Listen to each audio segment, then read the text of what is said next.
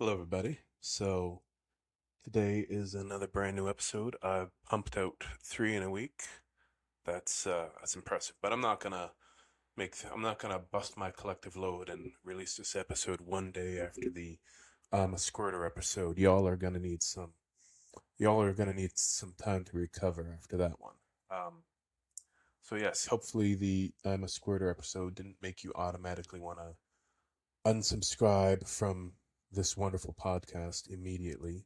It was a bit much to handle, but y'all can handle the squirt. I'm proud of you. Um, so, um, yeah, if you're here listening, thank you again, my tens of adoring fans, which is being generous. Um, so it's summer. My allergies are absolutely pounding me in the butt. Not a big fan of going outdoors right now. So my summer activities include doing this podcast, neglecting my responsibilities, and eating ice cream sandwiches until I get stretch marks. So it's going good. Um, so I've mentioned before that my dad was a hunting guide, but I never really went kind of balls deep into it before. I think maybe this might be a two-parter. So today I'm just gonna kind of talk about how we had a bit of a we had a hunting lodge growing up. So basically what that means is that uh, when people don't know how to hunt, they paid my dad to take them hunting, and that's about the gist of it. So basically the way that it worked is that every single year my dad would put an advertisement. Oh, there's my water pump going. Um, Hopefully, the AI will be able to remove the background noise and maybe give me some charisma. I don't know. So, anyways, my dad was a licensed outfitter, which basically means when he wasn't fishing or delivering pizza for Pizza Delight for some strange reason, he would host a group of hunters from the States, usually from the deep south. I'm not gonna say this flat out say it, but majority of the times, based on what these people told me, these are like deep south, like deep south, as in they were these. Not all of them, but there was a lot of them did not like the blacks. Just flat out didn't didn't like them. I'd say about 25% of them were like your hardcore racists, like oh like literally cheered for slavery. I won't get too much into that, but yeah, there were some pretty strange characteristics. I remember one time a guy came up with his grandson.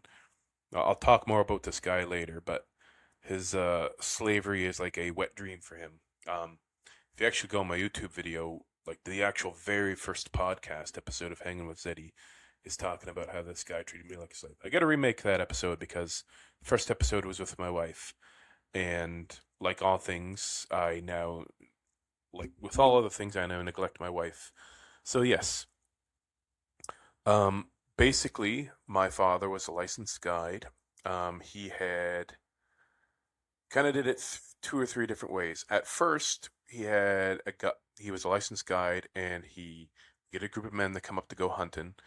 They'd all pay him like $1,000 American per week. My mom would cook for them, clean for them. Um, they drug the kids along and made us sit down in the living room for 6 hours a night instead of giving us a babysitter.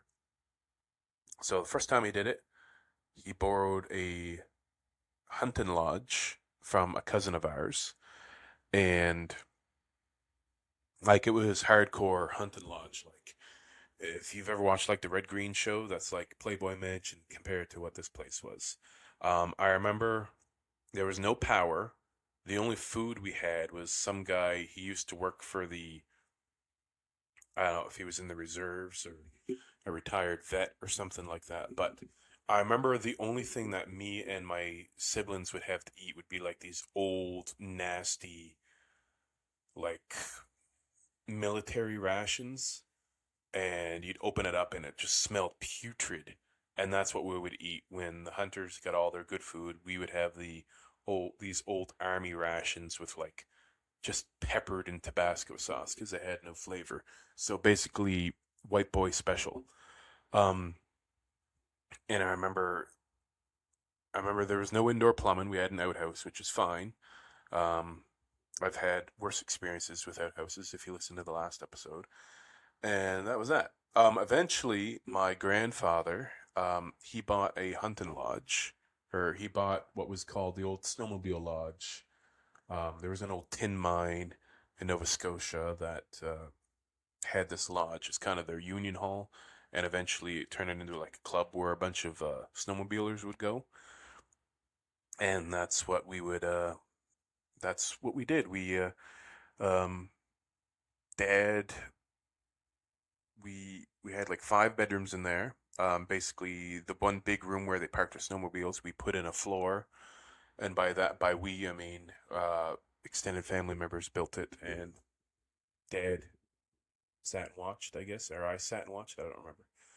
Anyways, and that's basically what every September through December was for me for my entire childhood. We would go to the camp. Mom and Dad would cook for them. Um, we sat there from like as soon as school got out. We went there. We didn't get home till like 10 or 11 at night. Um, didn't do homework because that was for uh, yeah. Couldn't do homework because we had to sit there and be perfectly still. So yeah, quite a big cast of characters we had there. I remember one time um we had a group of Hell's Angels or something stay there that week. Um, Now, if I'll be honest, a lot of people say how much they dislike pride parades, things like that. You know what? I'd be down to go to a pride parade rather than go to a biker parade because a biker parade is significantly more irritating, loud, and annoying than a pride parade. I'll be honest. Anyways, so um, yeah, petition to let Hell's Angels lead the next pride parade. Um, we had one guy. He was the coolest guy I ever met in my life. Back in the day, I was like really huge into pro wrestling, and there was this one guy that came and stayed with us. He was actually he worked at the WWF training center, and he would tell me all these stories about how Rob Van Dam and the Undertaker could do all these neat tricks, like cartwheels and the top ropes, stuff like that. But like you wouldn't see it on TV because they didn't have the insurance to do that type of stuff. Um, so yeah, like a lot of these wrestlers, they could do all these crazy stunts, but wasn't. I guess after Owen Hart died, they couldn't do all the cool stuff. But anyways, I remember one time there was this really weird German guy that came in, and his partner came in with him, like the guy that spoke English, and he would just sit there. It was the weirdest, creepiest thing I've ever seen in my life. This smooth-skinned, bald German guy kept getting acupuncture every single night that he was here. So a guy came in, he ended up putting like 100 different pins and needles. He ended up looking like Pinhead from Hellraiser, and he just sat there quietly, creepily looking at the children when he got all these pins and needles stuck in his face. So I'd come into the camp at one point, and he'd just be like, "Da," and it scarred me for life. That was one cool character that went in there. One thing that I absolutely raged about every single time that it happened was every single Halloween. It kind of landed right in the middle of bear hunting or deer hunting season, and these pricks, they would dig into my candy bag and steal my candy. And it was the absolute worst thing I've ever seen in life. Um, there was one group. I remember I would bring my Nintendo 64 out to the camp at one point, and I'd Star Wars Shadows of the Empire, and there's like all these bunch of 65-year-old retirees um, coming in. And I remember one time I went to school and came back. The only time I think I've ever seen old men play video games like back in the day, and they were all crowded around this little black and white TV playing Nintendo 64, playing Star Wars Shadows of the Empire. Seen in my life. Now, the way that it worked is that before we would actually have the hunting trip, um, or before the hunters would come, we would have to prepare the spots for them, and we had to do it all summer, from like, well, not all summer, but like half a summer. And so what we'd do, if you were hunting bear, you had to bait a spot. So it's not like real hunting, like where you would go out and track a bear in the wilderness. No, no one has time to do that when you're a hunting guide. You go on a tree stand like a normal person. And for deer, it's easy peasy. You dump apples or you dump carrots, and that's it. But for bear, you got to put a little stink on it. And boy, we put some stink on it. So what we would do, we would drive up to Halifax, and we would get a whole truckload of expired bread because they would sell us these loaves of bread for like a nickel a bag. Instead of going to the grocery store buying them for $2 a bag, we would save like $1,000 doing it this way. We'd go up there, buy all this expired bread, and we would also get like expired donuts and expired like uh Joe Louis, all these cool treats. And we would dump all this bread in bags on our lawn. And then once a week, we would go get a garbage bag. We would take all the bread, put it in this garbage bag, and haul off. And it didn't matter. Like, these bags could be completely full of maggots. It was absolutely disgusting. And we would go to the middle of the woods, pile a bunch of bread in this one spot. And then, of course, you had to stink it up a bit. So what we'd do, Dad would go around to all these fast food restaurants in town and be like, "Hey, you guys got any grease?" And like in Homer, like in that episode of The Simpsons when Homer Simpson's going around trying to find grease. Yeah, that was my dad. Um, we would go to KFC and we would get all the old grease from the deep fryers that get drained out and put into the shit. We get all this grease. We go and we'd go in the middle of Kemp, which is basically it's just the middle of the woods, and it'd be like 30 degrees out or 100 degrees if you're American, I guess. And we would just be that would be my summer, carrying big buckets of grease, bags of bread, dumping it on there, and that was what we did every single day. And it was the nastiest thing I've ever done in my life, and I never want to see a loaf of bread again. And that's what we do. And I remember one time my brother Josh, he fell and he dumped a bucket of grease on his hair, and it was the absolute best thing I've ever seen in my life. Now, we would do that every day for months and months on end, and these weren't like little spots you could just drive up to. You like go in the woods and you have to like walk a mile into the woods because you couldn't do it anywhere. You had to have like um, a registered spot with the Department of Natural Resources, and that's what we do every summer. And I remember one time one of our spots got a little compromised because someone was growing pot up there, and Dad actually had to work with the Department of Natural Resources to find these uh, grow ops before everything got legal. Because it's legally, and Dad would lose his license if he didn't say anything. So that's what we did. Now,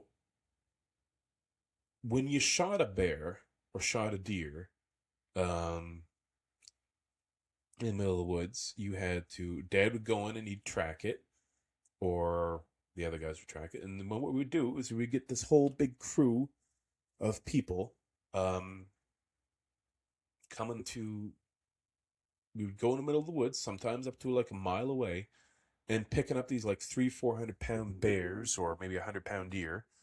and just pick it up and carry it out of the woods. And it was awesome. I'll be honest, it was kind of fun. And that's what we did. And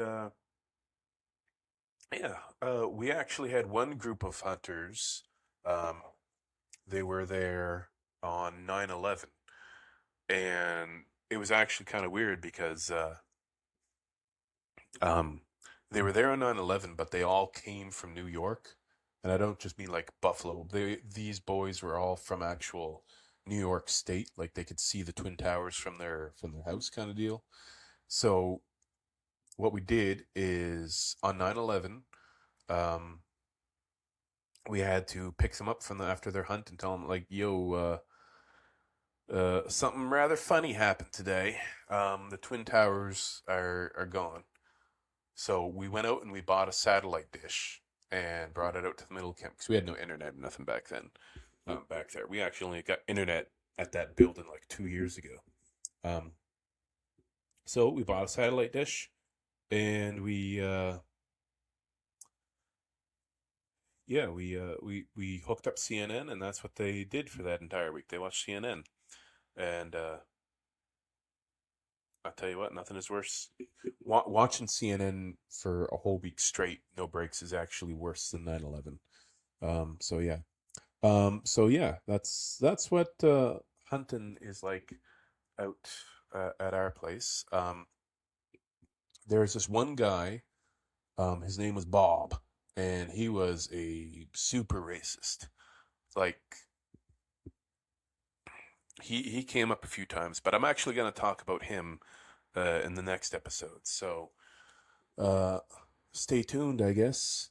Thanks for listening to the famous Squirtin episode, and yeah, thank you for listening to this hunting episode. I'll see you next time.